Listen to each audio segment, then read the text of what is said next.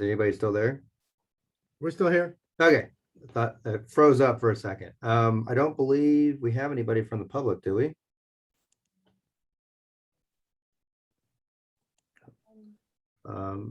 And in that case, does anybody have any comments for the minutes? Do we want to make any changes to it before we vote to approve them? I will. I just was reviewing on page or 0.6, the roundtable discussion. Second paragraph, I mentioned the rural pavings, and then it mentions the next sentence. I worked with Greene County on Route 810, which was recommended for DCR VDOT designation. Kind of like it's a different topic, just probably better to word that the Virginia byway was what we were working on together with Greene County. That's in the last sentence, but I just think it kind of comes across as working with the rural paving. A little confusing. So change the word "this" to "the Virginia byway." Is that? We could say worked with Greene County on Route 810 for a Virginia byway designation recommended by DCR and VDOT. Thanks. That is clear. I agree. Okay, and then keep the last sentence. Yeah, that's useful information. Yeah, Okay. Got it. thanks. I motion to approve the minutes with the requested changes. Do I have a second? Second. All right, motion is approved. Someone's going to give us a presentation of remote participation, I hear.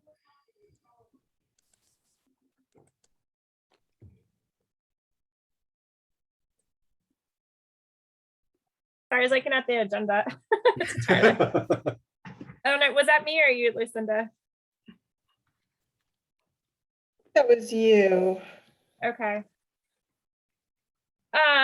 Well, we adopted a policy for this committee to participate remotely once we go back to in-person meetings. But as you may recall, we are currently holding the meetings remotely because we are operating under the city of Charlottesville's locally adopted state of emergency, which has a sunset date of October 18th if they do not extend that any further. So we are tentatively going to make arrangements to have our next meeting in November to be an in-person meeting because we'll be required to by state law if the state of emergency is not extended by Charlottesville. But of course, if they do extend it, we will continue to plan to hold meetings electronically. So we will keep you posted as we have more information. Any questions? So that is for the city of Charlottesville's state of emergency status. Correct. Since the TJPDC offices are located in the city, we are able to operate under their locally adopted state of emergency. And so so it was extended because I thought this meeting was going to be in person, correct? It was extended once to go through October 18th, I believe. I don't think they've extended it past October 18th at this point. Okay, just catching up on it.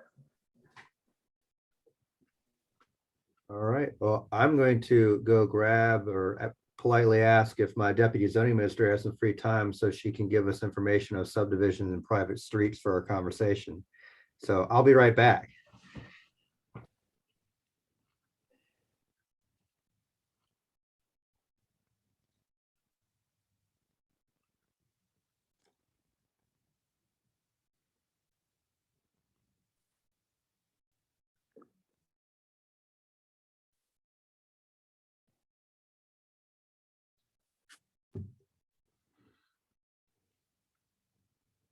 Linda will be right with us. So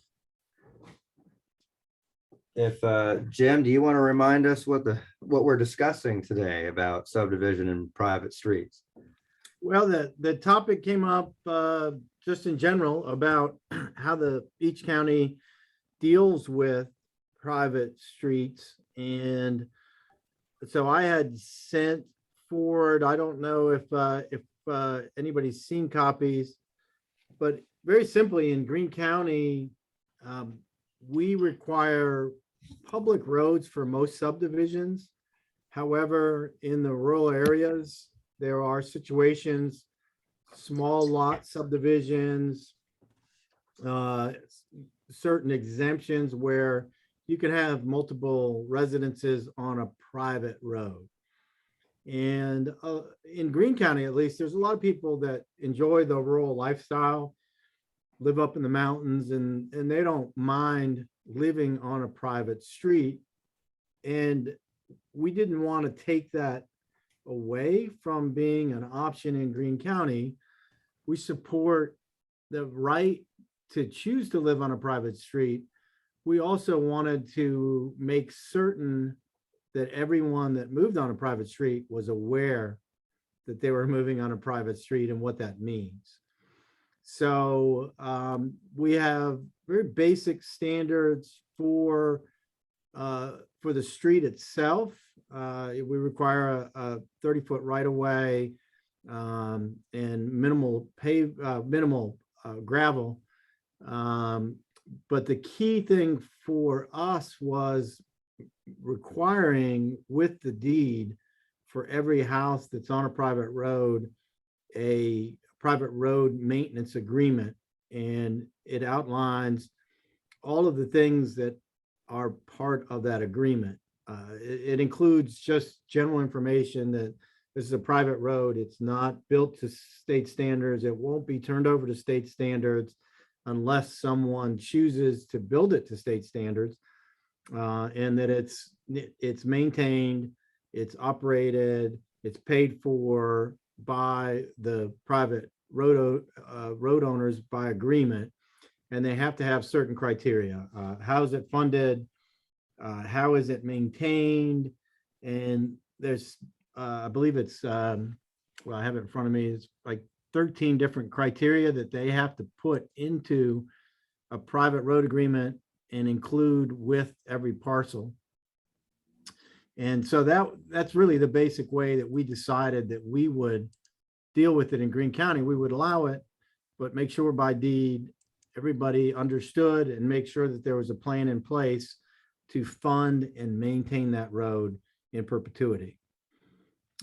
So that's a very simple explanation. I'm happy to answer any questions. Happy to send a copy of our ordinance to anybody if they don't already have it. But that was our thinking. Yeah, thanks for that, Jim. I have a question. Do you require the private road maintenance agreement to be submitted and approved by your office prior to signing off on the plat? We do, and Okay. we review it and we make sure that it has all the criteria. You know, we're not. We also have our attorney sign off on it, our county attorney. So it has to be signed by me as zoning administrator and the county attorney. As long as it's an agreement that works, we're not overly prescriptive about how they achieve that.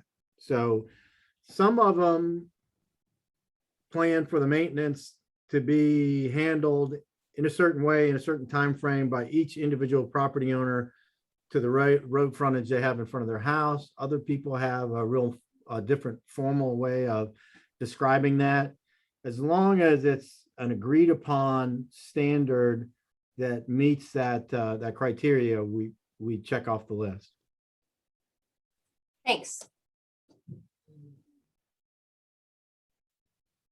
And what does Albemarle do? Do y'all even have private lanes over there? Or you pretty much paved everything there is to pave? You know, it really comes down to the location of the development, a subdivision in the rural area, or in our development area. In the rural area, you do have the private subdivisions. Private streets have to be pretty much built to VDOT standards, though. And maintenance agreement, like was mentioned, but there's private street roads that are gravel and maintained that way. And then there's public roads that are gravel. But in our development area, the more townhome type developments definitely we push for public internal networks. And there's a whole engineering behind that as well. With interconnectivity, fire rescue requires 2 entrances, but not everything has to be a 2 entrance. I mean, it could be a bike ped entrance, but with fire rescue access. And this is kind of out of my area, but I know that there's a lot of internal type streets, classifications, I should say, travel ways, private, public, and then there's also like travel way designations. So this is more, I've worked in a few road plan reviews, but that had to deal more with bike ped accommodations. But just being familiar from what I've seen with transportation the engineering behind it, there's a lot of interconnectivity, different designations for that type of road system within a development. Something I do know is we aim for interparcel connectivity, where acceptable with other subdivisions, other developments, other public connections. Even if it's private, we aim to see if we could get a lot has to do with access management, less entrance that could act as a second entrance, like I was mentioning for fire rescue. So that's all that I have been exposed to and seen is what we look at. And there's a whole chapter in our ordinance on what private streets, the standards and the whole 9 yards. But when it comes down to public, it's VDOT's, acceptance as well. So. Thank you. Linda's ours sort of similar to what you're hearing so far? So basically here in Louisa, the subdivision road requirements are pretty much built to state standards. If they want to keep them private, they would have to request a private road waiver through the Planning Commission, but the road standards are still built to VDOT subdivision street standards. The only thing other than that we allow, we have 2-lot private lanes, which is a 50-foot right of way and pretty much just a driveway. Requires road maintenance language on the plats and in the road maintenance agreement that they are private roads, no school bus, postal service, won't be maintained or upgraded by the state or county. But everything else is built to state standards. And what's interesting about the Planning Commission request for private road, I've only seen one of those in the 4 years I've been here. And that road plan it's a shopping center, essentially. It created an additional cost for the applicant, actually, because half the road network was connecting to a smart scale roundabout at 522 and 208. And then the other half that they got the waiver from the Planning Commission for, during the review for the erosion sediment control and VDOT of the road plan, they had to hire Timmons. Well, essentially they had to pay, sorry, not hire. We had a contract with Timmons. They had to pay Timmons to review the private section as opposed to just having VDOT look at it all. So that's something that if you are going to have that kind of policy where you can request for a private road, you got to tell the applicant up front of the cost is going to be at the tail end of it. Yeah, we don't have engineers here on staff, so we rely on VDOT to review the road plans and the inspections for roads that are going to be accepted into the state system. So if the developer wants to maintain those roads private, then it is their responsibility. We hire the third-party engineer, or we have on-call engineers. And then we put it out, which amongst that list that we have, but the developer is responsible for those fees for the reviews and the inspections during construction. Are any of those county-owned roads that are maintained by VDOT, or do they all get accepted into the state system? Are you talking about the ones that are requested to be private, or I don't believe we have any county owned road. We just have state roads or private roads essentially. Yeah, that's what I was thinking too. And then I had a conversation with Jeff Kessler with VDOT, and the way he put it to me was that the county does own roads, that VDOT just maintains them. Right, I was gonna defer to Chuck. Yeah, let's defer to Chuck. Chuck, you're on. That's correct. All right. Most secondary roads and subdivision streets are county-owned roads. They're not VDOT. The state doesn't own the right-of-way. The county owns the right-of-way. We just basically maintain it for the county. Okay. Chuck, is that basically the result of dedicating the road to the county for public use, which is a requirement for secondary street acceptance? Yes. Okay. Interesting. Another question I have about private roads. So say a landowner at the end of a private road where the road crosses other lots to get there, and it's only maybe a 30-foot prescriptive or something like that that does not meet private road standards. Does anyone require them to upgrade that road all the way back to the state entrance, or just on their piece of land that the right-of-way crosses, if that makes sense? Are you talking about an easement across the piece of property, or because we have prescriptive right-of-way? A lot of roads are on prescriptive right-of-way where the center line of the road is actually the property line. And we have a 15-foot easement on both sides of that center line to maintain the road. A lot of our secondary roads are like that. But there's also easements across properties, which that's a county. We don't do anything with those types of things. Those are just easements, access easements across property. Right. Yeah, I'm asking more for the local regulations, what the other counties are doing because, for example, we require road frontage on a state or private road built to state or private standards. So if there's only a 30-foot access and it crosses multiple properties that the subdivider does not own, we're requiring them to secure the upgraded right-of-way width all through those other properties, all the way back to the state public road.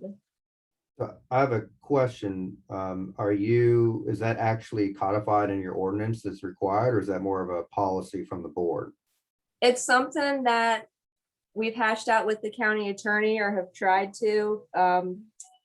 That's weird. The allowable lot rights and the road frontage are not listed in the subdivision ordinance. They're only in our agriculture zoning ordinance.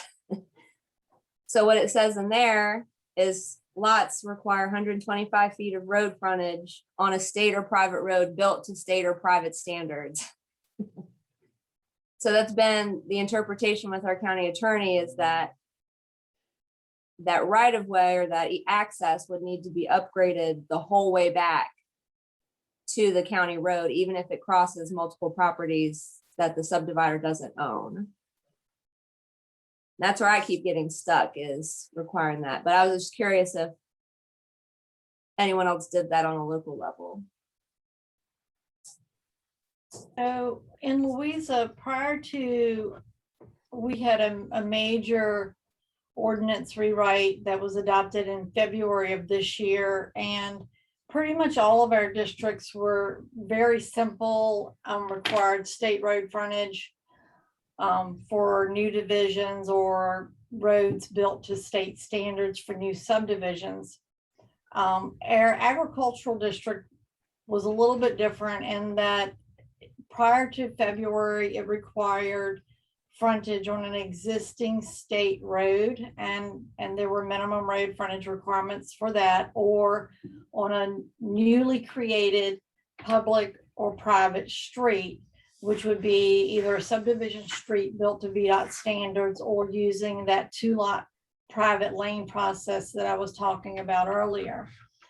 With the adoption of the amendments in February, 2 words were taken out of our agricultural district, which kind of has thrown our process into a tailspin. They took out the words newly created.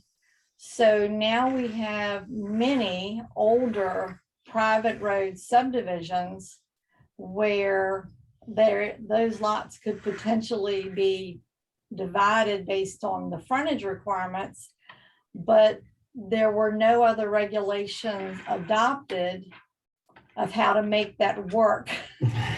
Whether, road standards, road maintenance agreements, upgraded road maintenance agreements, if they even have one, road, upgrading the road. So we're kind of at a loss in how to handle those right at the moment ourselves.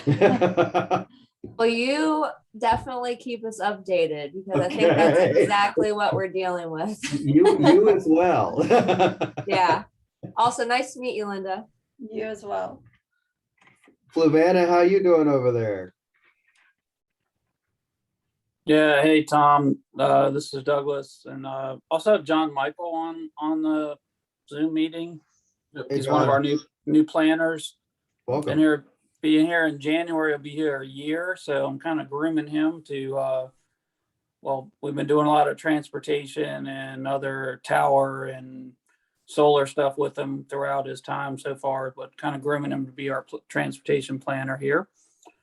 But so basically, a lot of what y'all have said is we're pretty much the same. There's a little gray area going on with the we require, by our ordinance, we require a 20-foot right of way. We recommend, as everyone said, built to VDOT standards at a 50-foot right of way to encumber that whole area, especially on newly created parcels.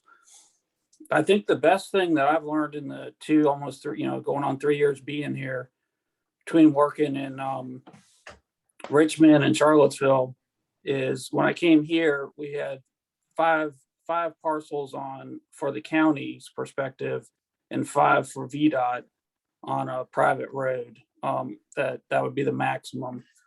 Back in Chesterfield, in that area, we had 3 and VDOT had 5, and it was always in conflict, if you can imagine. So I'm glad to see that. The other thing that we were doing, we haven't really, while I'm saying this, we haven't really done a whole lot of new private roads since I've arrived. People have been building on ones that already exist or doing some family divisions here and there. But the other thing that we were doing there is when the road maintenance agreement was put together, we would have it adopted and work with the entrance onto the state maintained road, that area of making sure the gravel doesn't get into the right of way. And we kind of worked with VDOT hand in hand to get the road maintenance agreement adopted with the land use entrance requirements and things like that. So that worked well previously. So that's kind of, I guess, the partnership that we like to do with VDOT to get things taken care of. And so we do have some gray areas, I think, what Nelson and Louisa has shown, but ours sounds like pretty similar to Nelson and Louisa's type requirements. So I feel much better knowing that there's several people on this boat. yeah, Dylan, I think the best thing to do is, as I think all of us have kind of been saying, is to get as much of as many things in the road maintenance agreement, and like Jim said originally, to let people know up front. We get a lot of people that move here from Northern Virginia or from, from points south even, that, oh, I didn't know this when I moved out here in the country that, the road wasn't going to be maintained, snow wasn't going to be removed, things like that. Or military people were moving the area that, lived in another state where, things were taken care of. So I think it's just, we do a lot of notes on our plats with our surveyors to indicate, right away it's deed restricted and or it's on the plat to know at closing that you're not taking care of, like the county's not taking care of the road, but we do everything we can to help them up to that point. So. Do y'all know if that's a mandatory like disclosure statement for real estate transactions? Just curious. Sandy, I'm not sure if it is, but I do know that most of our realtors and brokers, they follow along the same lines. But as far as it being mandated, I'd have to defer to Chuck or some others on that. I don't know. Sandy, in my experience, you're saying a road maintenance agreement, is it mandated? Or if it's a mandated, or if it's a required disclosure when somebody goes to closing, but there's some sort of disclosure that it's a privately maintained road. I will note in the last year, most new subdivision lots that were created, the bank will require a road maintenance agreement. So I don't think it's mandated by code anywhere necessarily, not in Virginia, but it's becoming mandated by the banking industry. Yeah, I Yeah, have Jim. heard that recently. Yeah, Jim, that's a really good point. I would say also that since the economic downturn and recovery and everything like 2008 or 9 and coming back up to where we are now, a lot of mortgage companies and banks want to get to their collateral, and they've gotten a whole lot more involved in making sure easements are recorded properly and that kind of thing. So that's a good point.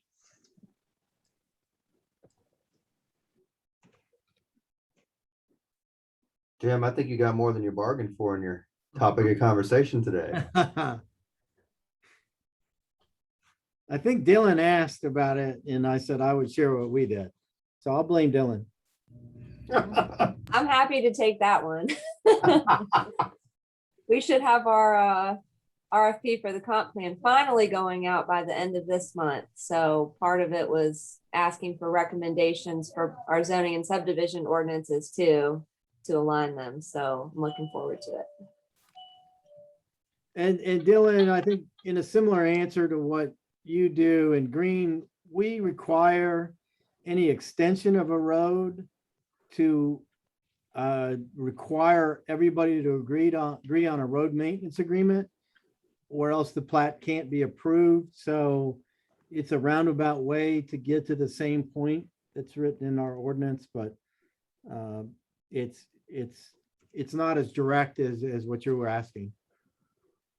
Okay, yeah, that's helpful. So if someone on a private road with a maintenance agreement wants to subdivide, then they have to establish an agreement if there's not one already. Correct. Okay, I got you. Yes.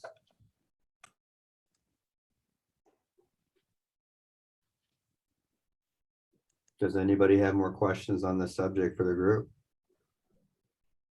Not really questions, but something we're trying to get ahead of within our reviews is we hear a lot after a development, a subdivision, 10, 15 years that could be down the road, having traffic calming issues and having to prevent further funding and studies to address speeding, signage issues.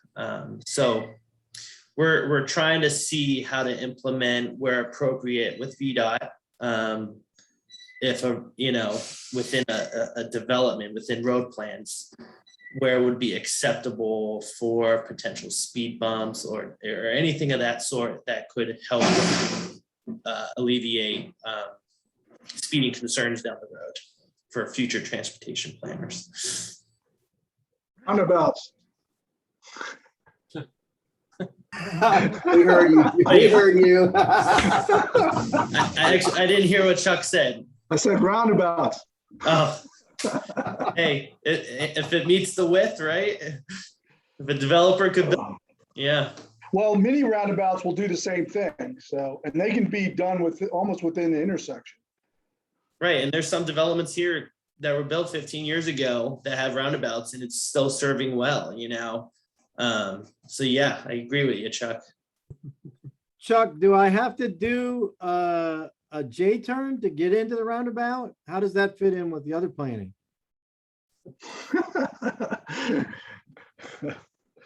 I think it's time for us to close the discussion. If you don't have a median, you don't have to do a J-turn. There you go. Linda, thank you for your time. We appreciate it. So, all righty. Well, do we know what we want for our next subject for next meeting? Roundabouts. I can do that. I just did one for CTAC, like, what, last week? It was very well received, so you might as well get some more mileage out of it. Look, I know I'm regret for saying this, but I actually wouldn't mind having. And roundabouts are not just an urban thing anymore. I was just about to say rural roundabout. Right. Yes, we want a rural roundabout. Yeah. Or They're basically built the same way, because you've got to include the curb and gutter around the roundabout regardless, just for traffic control. But we can go into that next time if you want. Sure. And Chuck, you could even talk about that fancy bow tie thing that was talked about in the Zion's Well, we can- crossroad plan. Yeah, we can throw that out there. So, Yeah. But future urban types. See, I knew I was going to regret this. Hey, what now about you're- maybe, you get into alternative intersections, you're up my alley there. What was that, Sandy? It was that was me. That was me. Oh. I was just gonna maybe ask for those of us who are still pretty fresh in the smart scale realm. I know, you know, the PDC did all of the smart scale work for Nelson County. I'm just curious at what stage we should be for the next round. Yeah, I would Yeah. love to have that on. I agree, because I'm going to be, it looks like possibly taking over smart scale for Louisa County. So I would, I don't think too much smart scale will be a problem in the meetings going forward. Yeah, I can chime in on that too. And I know I talked about, they're looking at opening up a module in smart scale, so you can go in and put out material in there for applications. And the timeline I got yesterday was sometime mid-December for that to come online. So we can have more discussions about that as that comes on board too, because that'll give us an opportunity to start putting the material in for applications prior to the March opening of the smart portal. And I think, you know, Dylan and I and others probably would like to try that portal and work ahead and make sure that we're not waiting for the deadline, but we're, you know, the moment that the door opens up, we can start getting documentation and everything loaded in. So. We would also be happy to provide technical support. We have some funding built into the rural transportation program to assist the rural localities with these kinds of projects. So yeah, we're happy to also, obviously we rely very heavily on VDOT to help get all the information together, but we're also happy to coordinate any sort of training or, you know, support. However we can make it as easy as possible for you all. Thank you, Sandy. I look forward to scoring very, very highly and out-competing all of the urban areas. Are you proposing nothing but roundabouts? Propose whatever they think will get us some money. I just, I have my doubt. Look how far we've come. We had no topics in the last two meetings and now we're just throwing them out there. Does anybody have anything else since we're doing pretty good? Anything else going on? All righty. Well, let's move on to roundtable then. I guess I'll go ahead and start off. Tom Eglin, Louisa County. My director is retiring at the end of November, and my assistant county administrator is moving on to greener pastures. Also, I'm looking for administrative assistant. So it's still pretty busy here. Got an election on November 2nd, so might have a couple new board members as well, or the same. So I think it just probably by the next meeting, I may have no news or some news that we'll see then.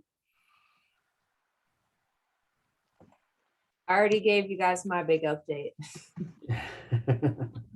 Hey, that's a great thing to have the RFP almost ready. There you go. Absolutely.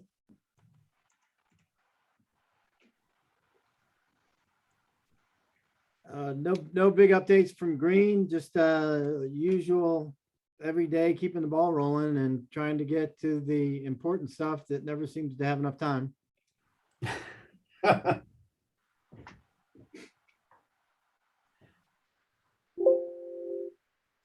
To Tom, this is Douglas at Fluvanna. We just talking about Smartscan. On this Friday, we're meeting with Alan and Bethel and the folks to start our 2022 VDOT Smartscan. It's at round 5. So we're gonna like do some preliminary work with them, get like you said earlier, get everything set up to learn about putting stuff in the portal, and we've been working on some a large rezoning adjacent to Lake Monticello. But I'm going to turn it over to John Michael for a little bit because I want him to update, get some experience updating on the TAP grant we're finishing up for Palmyra Main Street area. John Michael, if you want to go. Sure. Yeah, my name's John Michael. Yeah, we've been working on our Palmyra Village area with VDOT to work on sidewalk improvements for this first phase of the project. There's a lot of historical buildings and areas in that little village area, so it was a little challenging to get off the conceptual area, but it seems like we have a pretty solid 2-phase project, and then learning the TAP portal and documentation required, and communication with all these various VDOT folk.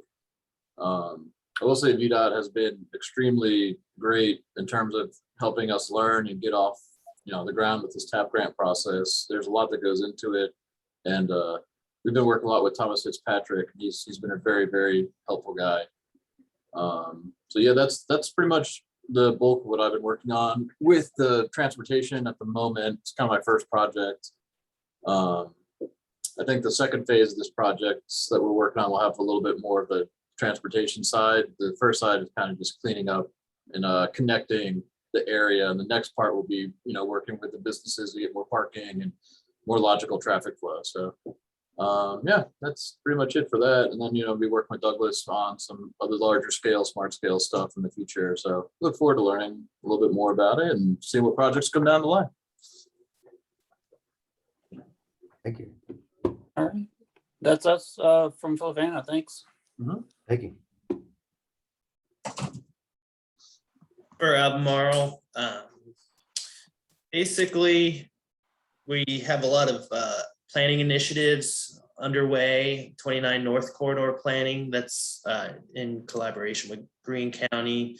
I'm not on that. Jessica, actually, from the PDC, is on board with Albemarle County, and it's great to have her along. We have me, her, and Kevin, focus on transportation. So having 3 people, it's great.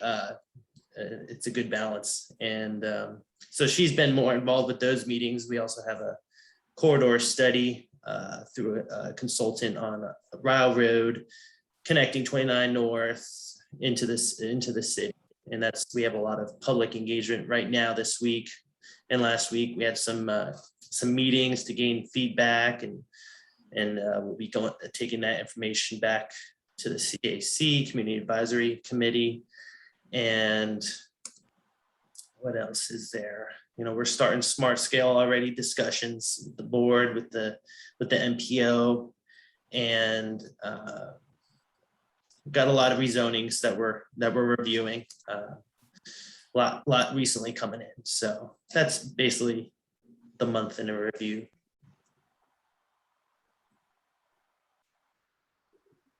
I can jump in real quickly, just add a few things for Nelson County.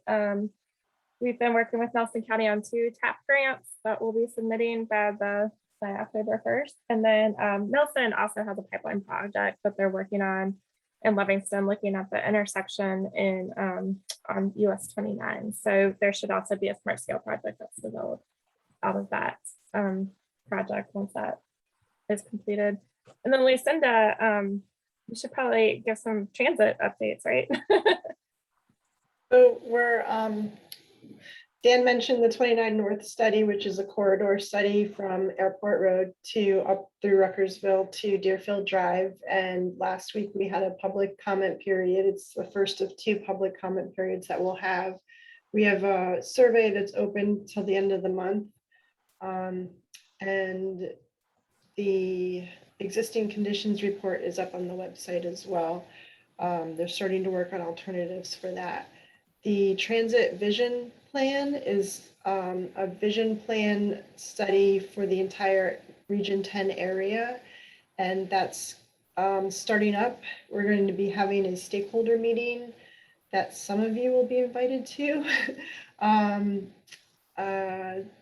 October 7th in the morning, and we're sending out an invitation soon, very, very soon. For that. And then the Albemarle County Transit Expansion Study has had quite a bit of public engagement and stakeholder engagement, and they're starting to work on alternatives for that as well. Then there'll be more public engagement to review the suggested alternatives.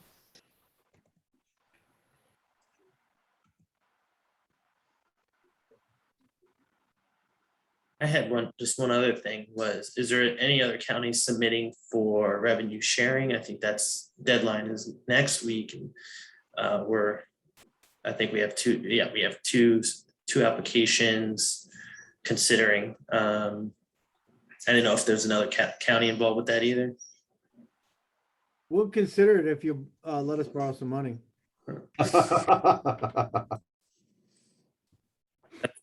Nope, you're not talking to the right person. We're submitting for a new road construction out in Crozet, and then it looks like we're submitting for bike ped improvement, shared use path in south of the city in the county. But you know, I think maybe Chuck can confirm that those are a 50% match with a 10 million cap, I believe. So I think we're still trying to see what that looks like. Yeah, it is a $10 million cap.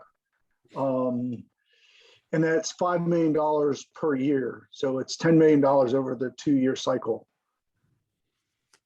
with a 50% match.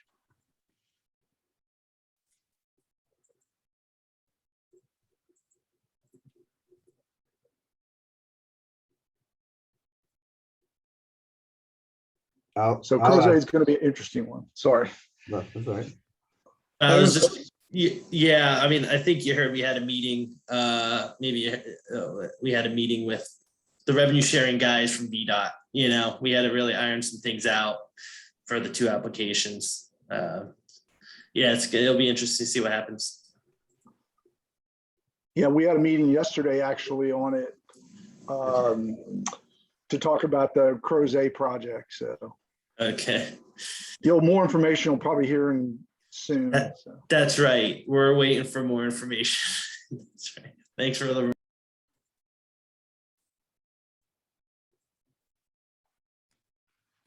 I'm going to add a possible topic, and my planning commission's been kind of asking for a work session on transportation related to utility scale solar projects, because I have a 96 acre, 1,300 acre, and a possible 400 and 800 acre, which haven't been approved yet, all within a couple miles of each other, sharing the same road that the school buses let out on. And they might all be built around the same time. So, sorry, let me go ahead and silence that. So if anybody has any information on how VDOT's done anything particularly interesting in the review or approval or the construction of their solar projects, I'd be interested to hear it. Chuck, heads up, you or Mark or John might be invited to a work session of the Planning Commission in the coming months to go over how VDOT plans on reviewing said projects. Solar projects? Yes. Yeah, okay. Marshall's probably a better person, but Okay. we've had a lot of them in the district over the past several years. So It really, the concerns are just making sure there is, you know, school buses, dirt on the roads, traffic. I mean, it's the standard stuff that you're not encumbering those who regularly use those roads. But it might end up probably, the reason I bring it up is if no one has really any experience with it yet, if I end up actually giving this work session to the Planning Commission, I'd be happy to bring that topic to our forum in a future meeting. Yeah, Tom, this is Douglas and Fluvanna. I would say we're probably tracking about the same with you. We just last Wednesday adopted our solar definitions and land use Congratulations. requirements. Yeah, we had to break off some of the solar siting requirements. There seems to be, like you just indicated, we've worked with we're mainly been working with Sun Tribe Solar out of Charlottesville on these kind of co-location CVAC site substations. But we're about ready to have the same amount, 4 or 5 major projects coming in. And we even created a solar energy portion of our TRC meeting for the 4th Thursday, as opposed to just the 2nd Thursday of the month, for solar projects and Dominion kind of related substations. So we have the same kind of thing going on. And actually we were considering, and maybe in December or January, doing some type of, most likely in January at the organizational meeting for the Planning Commission, doing a work session as well. If you don't mind keeping me in the loop, I'll keep you in the loop. There you go. That sounds good, and appreciate it. Speaking of which, as a reminder, and I don't think anybody's really said this in a while, is that everybody here feel free to call everybody else, no matter what the question is, and bounce your idea. We're all here to help each other. So Exactly. Thank you. does anybody else have any more updates?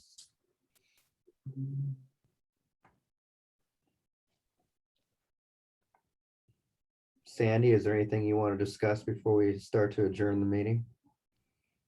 No, well, no, I'll just mention really quickly that we are very short-staffed at the moment. We have, we've lost a planner or two. I don't know if you all are aware, Nick Morrison also left the PDC at the end of last week. He took a job with the North Carolina Department of Transportation, so we're excited for him, but he did a lot for the PDC. So if anybody knows anybody who wants to be a transportation planner in Charlottesville, please let them know that we have an open position.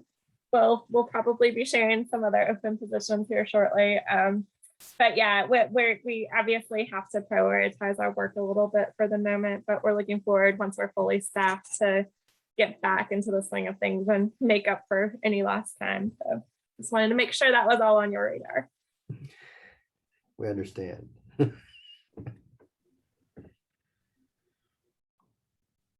Chuck, anything you want to add before we adjourn? Not really. I mean, other than Smart Scale, we met with most localities. Jim, I know I got to get back with you at some point on the stuff that you sent me. But I think we've touched base with everybody. Tell Kevin I need to circle back with him too, to see if he's got a refined list. And because we got a lot of projects between what you guys are doing, the pipeline stuff, plus I know the Avon Street he said something about that you guys might try to do that with other funds. So, but I think we're meeting with Fluvanna, as Douglas said, coming up here shortly. And we've already met with Tom and Jeff last week. So got their stuff pretty much ironed out, waiting on the federal legislation to decide what they want to do. So, but like I said, we'll follow up with you guys as we get more information on that. Hey, Chuck, would the federal infrastructure money potentially impact the amount of projects that would get funded through Smartscan? Good question. I don't know at this point. We've had that question come up at many of our meetings recently, and nobody knows for sure. Because it's taking so long to get approved, we may not know until next year. So time they get all the guidance and stuff worked out once it's approved.